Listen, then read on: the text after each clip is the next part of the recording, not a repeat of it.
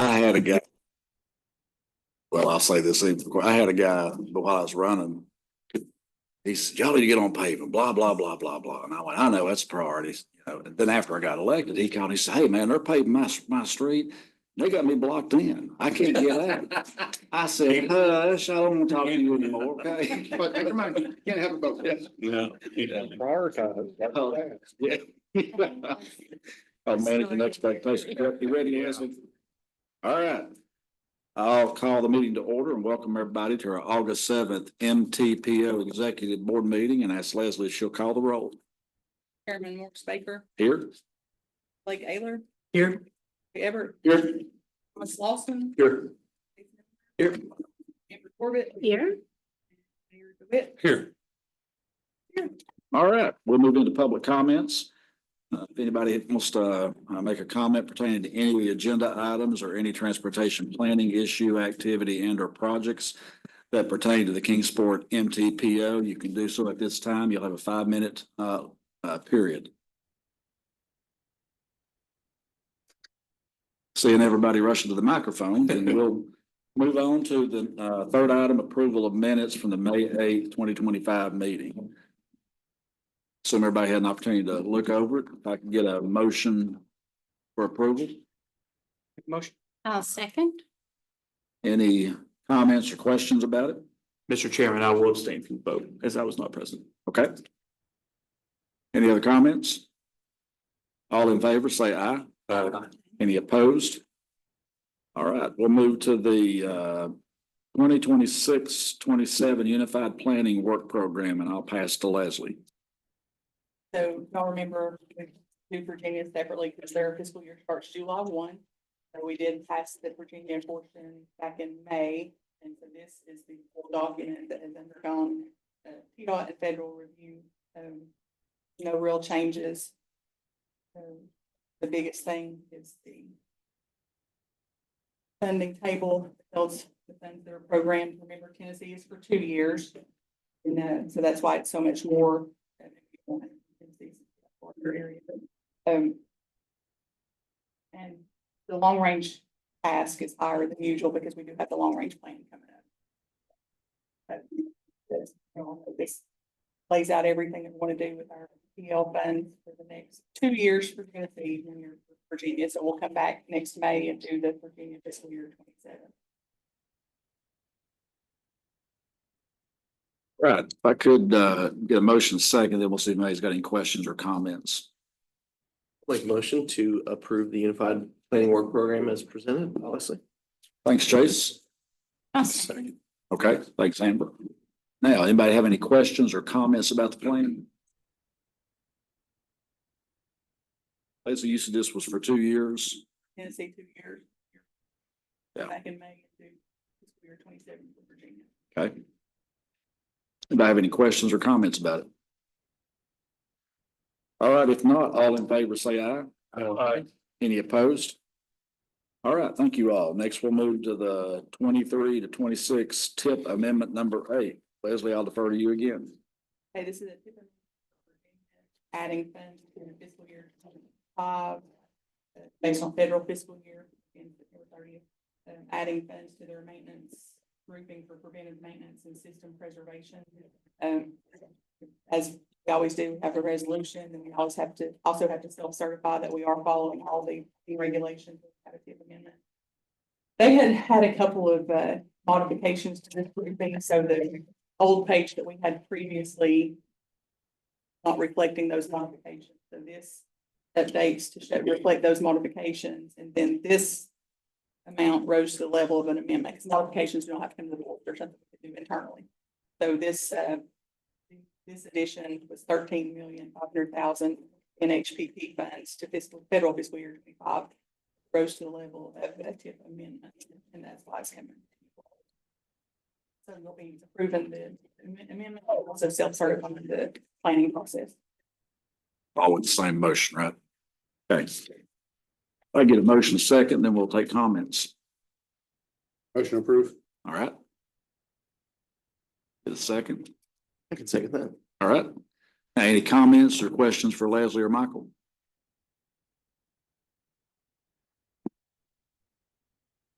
What's the record for a meeting as far as length, Leslie? We all did our homework. Absolutely, that's right. Makes for good meetings. Nobody has A any, couple of, action items don't have. yeah, okay. Nobody has any questions or comments? All right, all in favor say aye. Any opposed? All right, we'll move to the federal and state partner updates, and I'll just turn to Leslie and let her work her way through them. For KMTPO updates.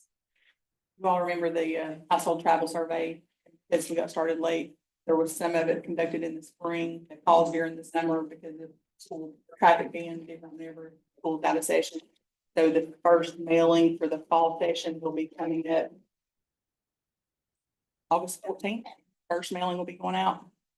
There'll be 2 or 3 different mailings, plus they're going to send postcards for people who were recruited in the spring and maybe started the process but didn't actually report their travel, and postcards out to those people.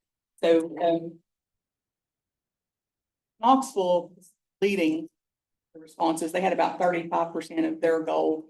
And Johnson City was like right at 30%. We were right at 30%, and Bristol was right behind us. So there was kind of the feeling that because the UT Knoxville logo was on the documentation, that it kind of helped East Tennessee. So with the new mailing, the University of Memphis Center for Transportation Innovations, Education and Research has agreed to partner as well. So you'll have the My Travels Count, which is our travel survey logo, the UT logo, and then the University of Memphis logo as well, to try to help people in West Tennessee get more response rate. And then our long range plan, we did have put the RFQ out. We got 7 responses. Michael and I are right now to try to see if we need to narrow it down to the RFQ said if warranted, because we didn't know how many responses we get. So we said if warranted, we would do a short list. So depending on how they line it, pick a short list to go a little bit further discussions with before we pick our consultant and start negotiations on price. And our plans due May of 27. So, feel like we're okay with that.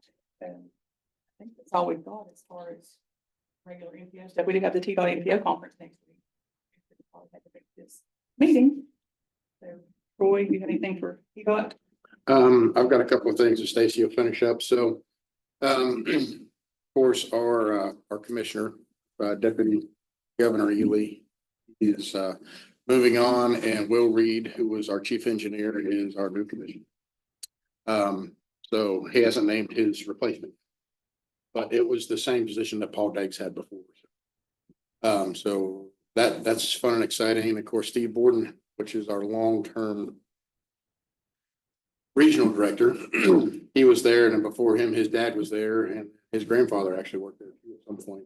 But there's been a board working for TDOT for forever. And until last month. So he is now with Lochner. If you have his cell phone number, he will still answer his cell phone question, like I'm everyone. And then his replacement has been named, and his replacement is Dexter Justice, who was our project development person. Dexter goes back. He used to come to these meetings a little bit more because he used to run District 17. So before, because he was in maintenance, he did project development. He's built bridges. He's done construction. Now he's down. He'll be running our region. So very encouraged by that. Good news. Good internal hire. Again, no replacement for him. Christy Brown. They kind of split his position up anyway. So Christy's taken the beginning part of it. So she'll probably have both of it for a little bit. Of course, John Barrett's still down there plugging away too. So we've got great staff at the region. Dexter's the one that's here last meeting next to you. Yeah. Yep. So very encouraging on that. So that was great news. Stacy Morrison's here. He's our manager for planning. He has a couple things he hit up real quick. Oh, will. Thank you and good afternoon. Again, Stacy Morrison, planning manager for TDOT, primarily over the MPOs and RPOs of the state. Just a couple of programs I wanted to highlight. The statewide partnership program is currently open till the end of the month. If you have projects that you're looking to put in an application for, we would like to coordinate with you all. Obviously, you need to first coordinate with your MPO to make sure that project is identified in outer years of the long range plan. And then coordinate with us if you need information on project estimates. Or there's a big component, obviously, of project readiness. When would that project be ready, to go into the plan and to get finished and constructed, and what all that, what all comes with that. So we're glad to have additional conversations related to statewide partnership. I'll stop right there for a second. I got one other item. Is there any questions on statewide partnership? Using MPO funds on a state route qualifies as that local contribution to the effort? Ask that again, Michael. Using MPO fund on a state route would qualify as that Yes. partnership, Mhm. local partnership? So we've had a couple cases where the STPG funds that the MPO receives for the urban area of the MPO has been used for additional funds. We're going to divert those funds into this project for TDOT to help us complete one of our projects. And there's been local dollars as well. So there's been a combination of that across the state. Everybody wants to ask, what is the match amount? There's not a magic formula there. There's, as you know, there's a lot of things that come into play in that decision-making process. Again, the two big things are available funding. Again, we get 1.2 billion a year from the feds. About half of that goes to state of good repair.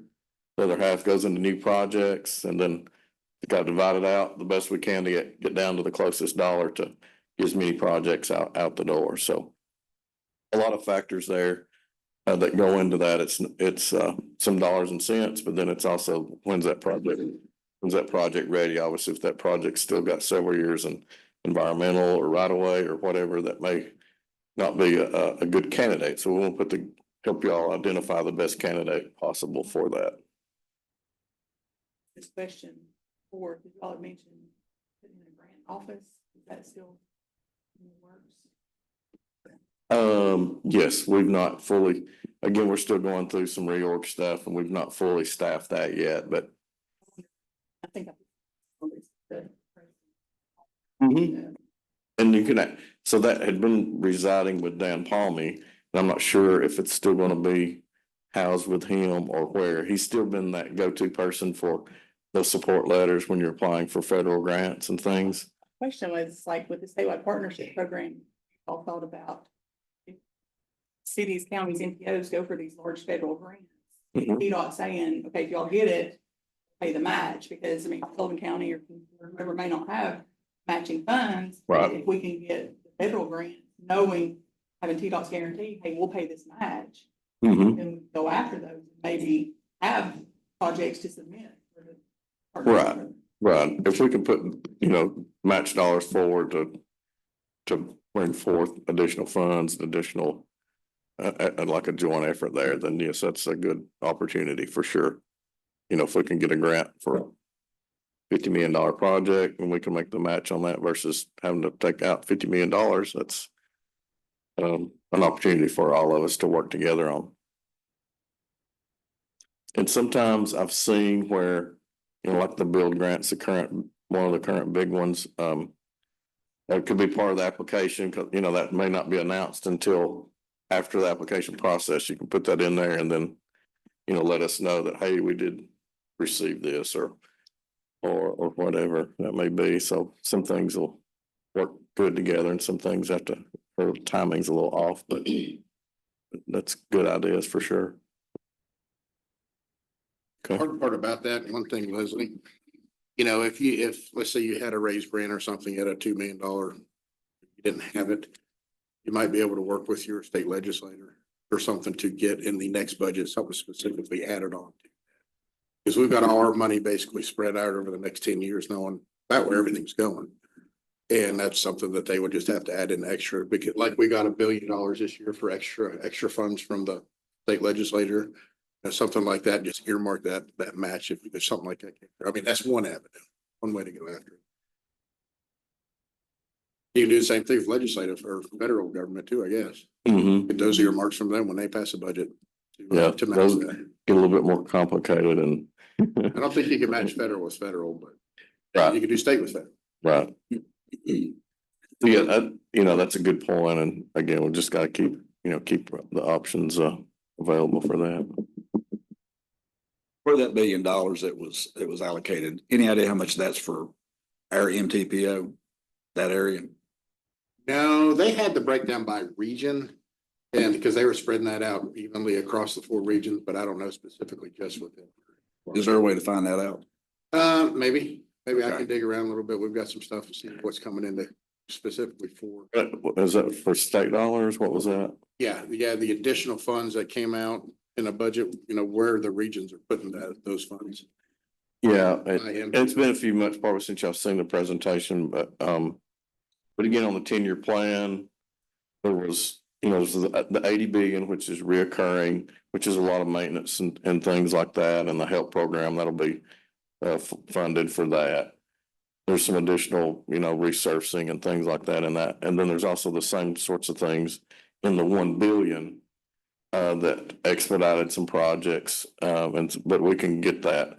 So if you recall, the plan was done in 2 phases. The original phase included about 80 some odd projects. And then there was additional, I think 11 projects that were added when the final state budget was approved. And you will see those identified in the 10-year plan. So those were items that, legislators added, as the final budget. So those will make a little bit more sense on what those were added as well. So those were not in the original plan. They were kind of added, and we took that 1.2 billion, we figured out our budget and what would fit. And then that extra billion added those extra projects that was approved in the budget. So those are identified in there as well. Way to find them in there is it says the funding code is GFT. Yeah. General Fund. Mm-hmm. I remember the presentation. It was I thought it broke it up by region, but I'm just curious how much in our MTPO allocated. Yeah, we can break that down and see. Okay. They kind of skip around because again, they were broken down by the different funds. Like at the top shows the projects that were being completed within the next year. And then I guess down towards the end was a general fund transfer. Those are the last 11 projects that were added by the state's budget. Yeah. Outside of what we call the legislative projects are primarily what you see in the 10-year plan. Then outside of that, there's still, you may not have what we refer to as the big project in the 10-year plan, but what you will see will be there's additional funds that are again, that other 600 million going towards, bridge projects, resurfacings and things like that. And we got 3-year plans on all those as well. So there's something going on in every single county across the state, whether it be one of those legislative projects or not. There's still a lot of other stuff going on. I appreciate it. One other thing, real quick, our transportation planning grants, which has been a very popular program. This is our 10th year of the program. We've done about 120 projects over that period. So roughly about 20 or so projects a year. So that will be rolling out at the end of the month, the 1st of September. So the planning grant program will be available and you'll get information on the application process for that. These are projects for planning from about $50,000 to $250,000 on a wide range of transportation planning.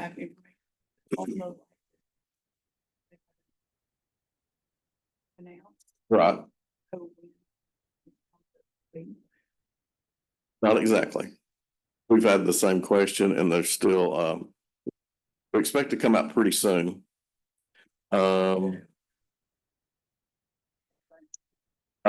I do not think there was anything in the budget for the next round. So I think there's going to be some changes which will allow other opportunities for that type of program. Currently there is the federal program with TAP. Multimodal. Right. So to answer your question, the general fund transfer funds, we didn't have any come in to our TMA here. Spear County had the big one for us up here. Then it was Davidson, Rutherford, Sumner, and Madison. For that addition, we did have 98 million in here. It's the first one on the list, or the 126 one. For Sullivan County is the estimated cost of the.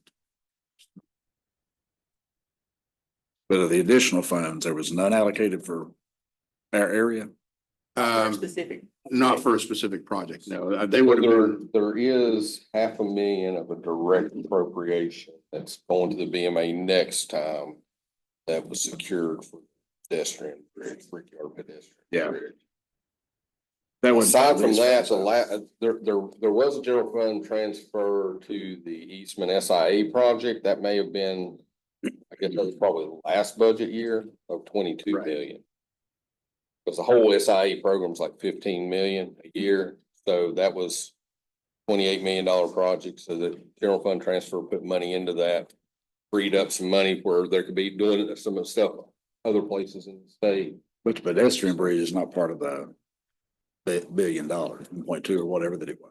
Yeah, I mean, it was the state's was? budget. I don't know why it doesn't show up on that list that way, but Right, well, like the SIA program, again, those programs will be separate. Again, that's why it's a little not really deceiving, but you see all the big name projects in the 10-year plan, but again, you got to go to all of our other project areas to see the full picture. SIA is a different program, so that was a different, that went into a different bucket and will show there too. So just be aware that there's all those others too, so. That was a good hit, like Michael said, there's only about 15 million a year in that budgeted, so. And you gotta put the state reps to work. See some more.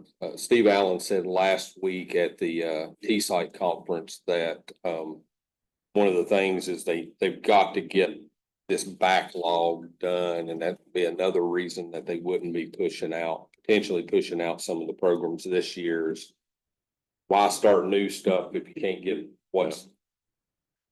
So TDOT's trying to get to a more workable, sustainable, fiscally constrained model, but it might be a little painful getting there. Right, yeah, we have a lot of people that are doing their old jobs and their new jobs as we fill positions, so it's not been fun, but we'll figure out a way. Did Steve mention anything about multimodal? Did that question come up? I can't remember if it's multimodal or TAP, but one of them, he didn't think there would be a round of this. Right. Can't remember if it was one or both. But he'll have an opportunity to speak next week. Yeah, Steve will be there. He'll be there next week, so that's more questions for him and Preston. Before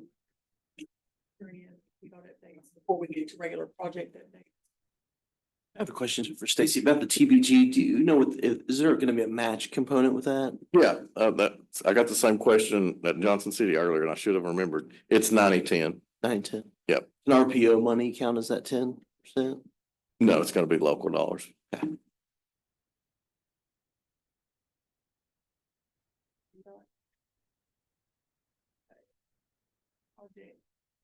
Boy, you got project update. Yeah, so 126 is still trucking along. It is intact and going how it, we're still looking at getting that moving, or early summer, late summer, early fall. It's coming here. We have a special letting now. We're looking at that. In it, last we heard October, it had been moved from August to October. That one may ago. And I don't remember what the issue was on it. They were looking at that, but it's still, we should still be on track with that. Hopefully to be moving for equipment showing up, working. When we say 2026, it's really like basically. Because it starts in September. You think equipment will be moved in January? I think we should start seeing some action pretty quick after that thing gets let and once a contract signed. It takes a lot of time. Good. Dexter estimated maybe like at least 3 years construction, so. Yeah. it's a big one. I mean, if we can just shut the road down and not maintain traffic. it'd be faster. No. There's a school and a few things over there. Someone might know.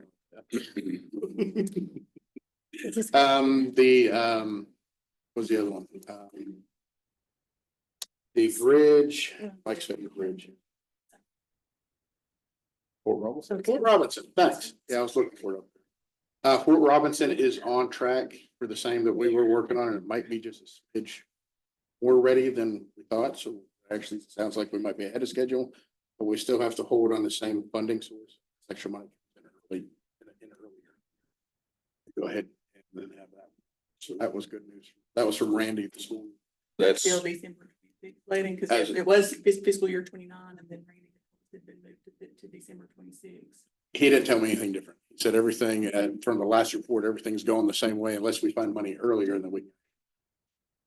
they're doing good, but gotta wait on the money in the cycle. Yep. And then you were asking about just, the 93 bridge that we just finished up. There was one more thing that we had to do on that bridge. Michael Dick was telling me briefly about it, but it should not. Yeah, I think there will be a traffic shutdown on that, but I'll get more details on that. Get that to you soon. Figure out exactly. And then, of course, we're looking at the railroad bridge. The next one. Which is, I think that's a 2030. right, Right because we're now. dealing with the railroad. Yeah. And of course, everything out on Sullivan, up 93, they were doing blasting earlier this year on that project's trucking right along, Derby Drive, that's down your project, but it still affects you all with utility things.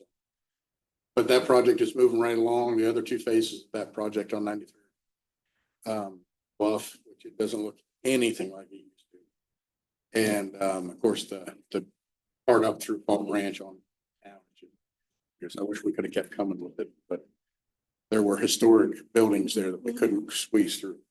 So, but it still worked. I mean, it looks really good around the school. It's making a difference. But they definitely they patrol that heavily to keep the speed down, because this now it's the biggest speed limit state on. We're staying at the same speed. So past that, unless y'all have any other questions. Resurfacing list is online, good for 3 years. Our safety list is out, good for 3 years. Make sure you look at those. Bridge list is also, those are all been published online. Look up TDOT bridge list. It'll take you right there. And you can look at what we're doing for the next 3 years, every one of those. That outer year, always keep an eye on it for fluxing, but Randy Bustler is our main contact for all those as well. Of course, I can help you get a hold of him. If we have questions on any of those. Lisa Dunn kind of works on some other ones as well, off system bridges. That those bridges that are not on a state route that we're working with Lisa. State Route 36, I had a request for an update on that. More.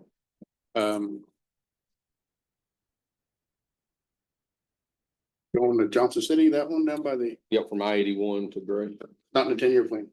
Right now, we don't have any, there's nothing going. even though it's right back. Yeah, it's still a priority So- to us, but we don't have any money put towards that as of today. No phase is funded.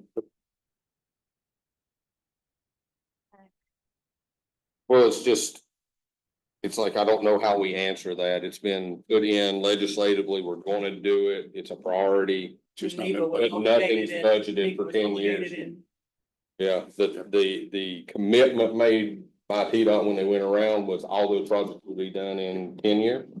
I think they changed it. 10 years ago. Well, it's, when you went around the state, Oh, and the first sold time, it, it yeah. was 10 years. I understand it's changed and it's moved longer. But this But is the I'm second. just saying, we're gonna be looking at y'all when the constituents come in, Sure. you know, and say, Aren't you what's going on? Cause, you know, they're frustrated where they're at to begin with, you know. You've been here in the meetings. Oh, yeah, I got a great new director of region. Mhm. You've already had those conversations. Oh, yeah. with them. So but- this is the second year of the 10-year plan falling out. Mhm. Yeah, and how they do the 10-year plan is they do look at that one and that's why the SPP.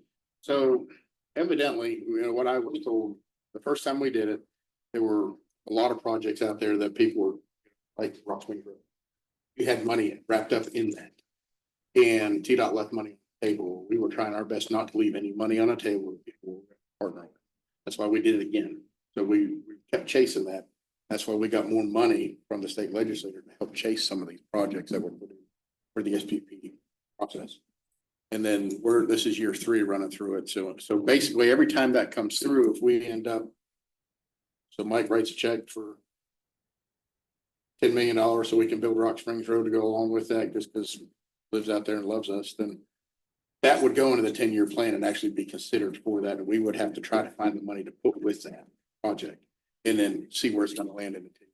That's how that's how it's working right now. It's not as smooth as Smart Scale. Kind of, I mean, the stuff that you all do is really neat.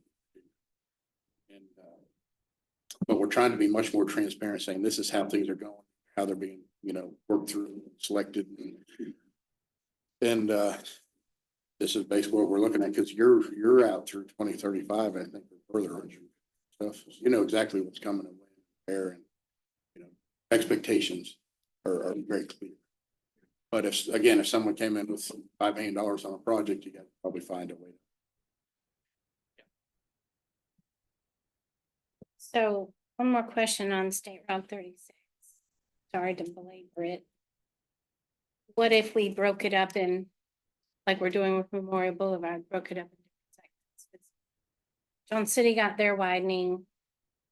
Did a lot of work here inside the city limits, years and years ago already now. So the county section gets bottlenecked. I mean, it gets. They would probably have to phase that regardless. That's Okay. probably, I think it's a 4 metro long. Even like with 126, cost has gone so much. The 126 projects is it was already split, and then we split it again to get just the city portion. And then it would probably be, I would say that we would have to. So if it ever made the 10-year, would it just be funded for APA, No, it'd be fully funded. fully funded? Yeah, for what if, and if let's say we broke it into halves, took it to, I don't know, from the county line in or from the city halfway down, the Dollar General or on somewhere down there, to the truck climbing lane. That would be fully funded. We would move that in order for those. So if it was funded for 2030, we would have our right of way there, get our right of way and all our pre-documents done in 2030, 2032. We would do the next phase 2035 or whatever the numbers were, we would be doing it at 2035. So within that 5-year period from when we start, we would be starting when it hits the plan, when it hits the 10-year plan. So far, we've been very successful in hitting those. Of course, we've only done it twice now, but we've hit our targets on those projects, even with what was going on. We've hit all those projects. I don't know that we've done anything giant. I mean, we have done in other parts of the region. They're starting to hit their goals as they're coming through, which is encouraging. But that's a good question. And again, if it's $100 million project and we got down to it, sharpening the pencils, we got 50 million left. Hey, what about this project here? Could we phase it? We cut it in half and do that part with $50 million, and that fits into the budget. There you go. I mean, it could get down to, simple stuff like that. But yeah, a lot of those longer projects like that. I mean, The question we can't answer right now is, we get it, it's fiscally constrained now. When y'all say y'all are gonna start it, y'all are gonna actually finish it. mhm. Well, you've already said that with the Prove Act projects. So why not do survey and start doing project development? So you would be ready. Make it shovel ready. Right. Well, that's the part that I can't explain when people ask. Right. I think that was part of the issues that we were seeing, and that's why they, changed everything to the new process to we're spread too thin. We need to focus on the smaller, that was 900 and whatever projects. Now we got essentially 100 projects in there that we can focus on and get them knocked out. Each year we'll add new projects to complete realistically, just realistic assessment of that, really. That came into is the projects were so spread out. It was taking 14, 15 years. By then you'd have 3 or 4 different mayors. So priorities would change. I know that happened in our other jurisdictions. They just said, we don't want that anymore. Took it out of the tip. That project died. Because it was not where the tip, because it was not the priority. You know, when you've already spent all that money, you got everything ready to go, and then it's like, no. So we're trying to do the much faster delivery. That and our, you know, our manager was, it's not a good way to do business. So if you're gonna do this, let's get it done. Let's get it done in a timely manner, not 2 projects your entire. So that's why we moved to the IPD program that we're in.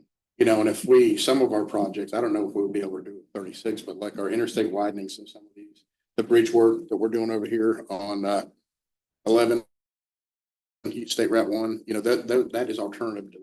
That's we have everything perfect right in. Hopefully we have everything perfect when we submit it out. There are no changes in the contract. It's there it is, go. You build it. So the interstates are really working on doing with a lot of structures. That's how we delivered the Helene recovery was pretty simple. We couldn't do anything different than what was already to use funds. We couldn't make actual big improvements, put a sidewalk in. Because if it was there, we had to put that basement. That was easy. And we did the fastest project ever for TDOT. It was 7 months. We built that bridge. And it's on a Washington County. It's an extra 200 and some odd feet longer than still delivered all the record. But because of the alternative. Is there any learnings from Helene being able to get stuff done quicker that could be applied to other projects? Well, that's like the alternative delivery part. If we can get everything locked in, this is exactly how it's gonna go. And we don't have to worry about change order. Without a change order coming through, it goes much smoother. When you're saying alternative delivery, you're talking about that small portion of projects y'all are legally allowed to every year do as design build instead of design bid build? Yeah, there's all the design build. And they're limited legally to, I don't know what the number is, Yeah. so many projects or so many million.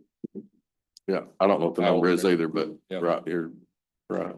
State Route 1 Bridge, and I've asked this before and haven't got an answer, but is TDOT considering our long range plan that calls for 6-lane and don't drive down through Yep, there when I- they replace this bridge? I had to talk to them on that. It is wide enough to have that. And then we looked at that because we were looking at that, but they didn't have the white facilities. I said, all right, well, my solution to them was, and they were looking building it up so we can at least cantilever off to the side and still have that, you know, the ability to do. And I was like, we have to do that because it's in our plan and we have to go. So that was kind of where they, without going way back and doing massive change orders to it, to do some sort of increase to it so we can still accommodate everything because it was in the plan. And that was something IPD is great because we're involved on all these projects from day one. Well, solar delivery. Yeah, we've had some growing pains on some of that with making sure that we're involved with all that for them because they've got the hammer down. Still have to be here to watch out for that kind of stuff. To make sure that everything that you have in your plan in Knoxville and Morristown, all the Tri-Cities, that it's in there, that we hit that mark. And they were really good for a while and we've gone through reorganizations and I'm not saying that it's on us because we missed that. But we learned from that to make sure that we don't do that again. And we're looking for that solution. So we need to add the State Route 1 bridge on that it's in the 10-year plan. I'd have to ask Jason Schultz, he's on it right now. But it's coming on pretty hard. We'll get you. Well, we're gonna keep reminding. Because you are our voice back to Nashville. State Route 36, I just don't want it to end up being like Memorial Boulevard. Pregnant with AJ, he's a sophomore at UT now, and we still don't have that project done. So State Route 36 is right in the heart of established residential, highest density in the county, and then redevelopment, and it's the gateway between the cities and all the schools. And if something happens on the interstate, that's where everyone's diverted to. So it is a road that's been neglected. And so it, It's definitely a priority to our leadership at the region. Dexter's always said that. He worked in Johnson. That we need that road. We need that part of it and another part of 11. people still walk in the ditch. Yeah. Still gotta get there. Anyway, thanks for listening. But, We'll keep exploring other options as well. Like there's a big safety thing that has just come out from the federal government. We're looking at setting out a list for that, for HSAM money, for additional funds. And then we don't know what the next legislature will come through, but they may pass something, jump all over on, like the raise grant or whatever it is. Be able to get that project up and moving. There's areas of 36 that definitely, I think, qualify for safety grant money. Oh, yeah, well, just the stuff right there at the edge of the city. We could do some turning lanes down to there, widen that out a little bit. Not just to keep traffic moving. Little stuff before we can get the. Absolutely. Before we move to local projects, Chase, do you have anything from RPO, Not at this time. Candace and Candace? The train. I couldn't hear the updates. The last meeting, we didn't pass the mic around. There you go. Thank you. Hello. CATS is doing very well. We are actually fully staffed. I'm so happy to be able to say that. We've got a really good group right now. CATS launched their program CATS Connect in February of this year, and it is steadily growing. For those of you that may not know, CATS Connect is our Uber-like service that where you don't have to have any kind of eligibility. It's just you need it, you call, and you can also download an app and schedule your own trips or make modifications and cancel. And so we're really excited about that. We had 253 trips for that in May, 316 in June, and 501 in July. So we're seeing steady growth there. September 29th, we're planning to bring back a 5th route. So we've got 4 routes. We're planning to bring back a 5th route. We're really excited about that. I think now we haven't done the public meeting and trained the drivers on that. So, but that's coming. And I think that's going to make a lot of the passengers very, very happy. It's going to be more efficient for them. We are set to put 2 new Starlight vans in our fleet. We're just waiting for them to be tagged and get the insurance, but we're doing design on those, and those will be you'll be seeing those around pretty soon. So we're excited about that. We ran our popular Dial-A-Ride half price ticket book sale July the 21st through the 25th. That goes over very well. We do that 4 weeks out of the year. And then during that time, we had a church that came and bought enough Dial-A-Ride ticket books, and they donated them. So this week, we've had 2 surprise free days on the van service. So when they get picked up, our drivers are able to say, someone has paid for your trip, and they're just tickled to death. So that's just been so fun for these 2 days. And then September 15th through the 18th, we will be hosting our 8th annual drivers rodeo. So that's a competition, in-house competition. So those are all positive things going on at CATS, y'all. Like you did last year, y'all changed the format. We did change the format. We're doing it, on site, and we're doing it during the week instead of on a Saturday. It seemed to be very well received with the drivers.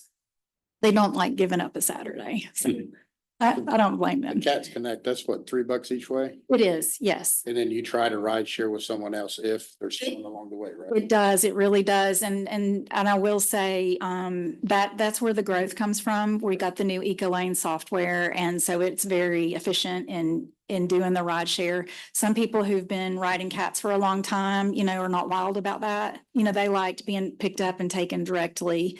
But the software is real good about placing people together that are going the same direction. And so, and those half price tickets that are sold during the year go for Cats Connect as well. So that's able to be used for that program too. Any questions? Okay, thank you. Don't forget anybody, make sure everybody signed in over there. I just want to say that Candace and I did not color coordinate on purpose. Good afternoon, and thank you for allowing us to come and speak about transit. That's always one of our favorite things to do. Couple of quick updates for NetTrans. We just finished our triennial review a couple weeks ago. I'm very happy to report 0 findings. So that's quite an accomplishment for our staff, and we're very proud of that. I want to introduce Ashley Jenkins. Ashley has been promoted to Grants and Compliance Manager, and she's brand new to the group, so if everyone could welcome her. We are launching 2 additional 100% electric vehicles into our fleet on August the 22nd. So we're excited about that. We purchased 13 vehicles for the regular demand response service. Those should be delivered in the next few months. So we'll be doing some replacement vehicles there. And with much help and appreciation to Micah, we were able to expand our propane conversion auto gas program by 10 additional vehicles. So that's coming up in the next few months as well. And we are hiring drivers. So if anyone knows someone that might be a good fit, we would appreciate the recommendation. We have a class starting August 11th with 4 additional drivers. We'd like to hire an additional 6 in a class that's starting in October. So now's the time to start accepting the applications. Our local rodeo will be September 5th and 6th, very similar to the Cats Rodeo. And that's all I have. Have the demand response, you have an app for you as well, Yes, we do. okay? And you kind of the same thing, Very similar. okay? And we both use the EcoLane software. And that's with the EV. Yes, that's what we're using with the EVs. And so we launched 2 in Greenville in May and 2 in Elizabethton coming up August 22nd. So, and that was a grant that was 100% funding from the Department of Energy.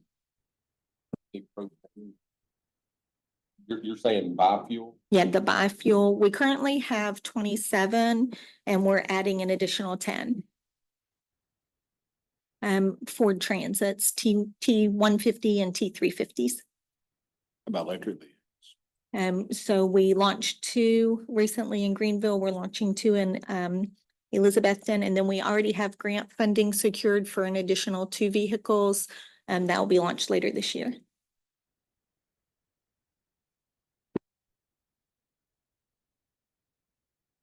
Any other questions? Getting around. All right, all right. Thank you. Thank you all very much.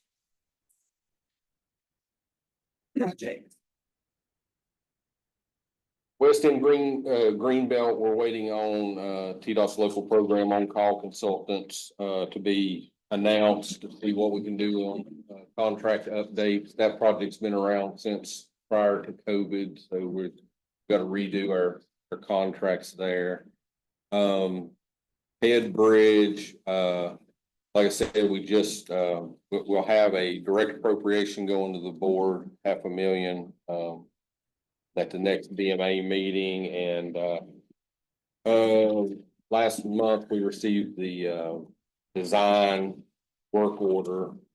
So we're starting the design work on that one. Main Street is almost done. The contractor is basically done except for punch list, and there's a few landscaping items that we have to wait until fall to put in.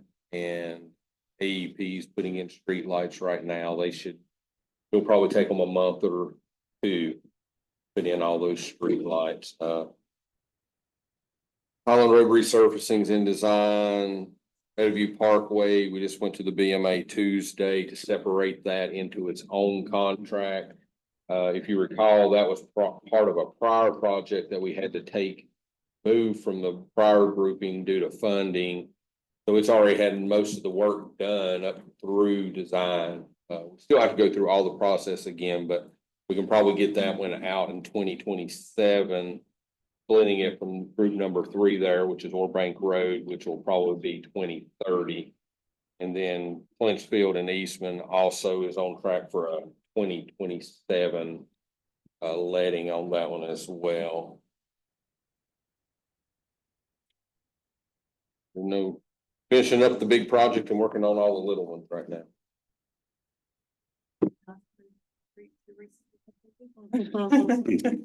Close, right?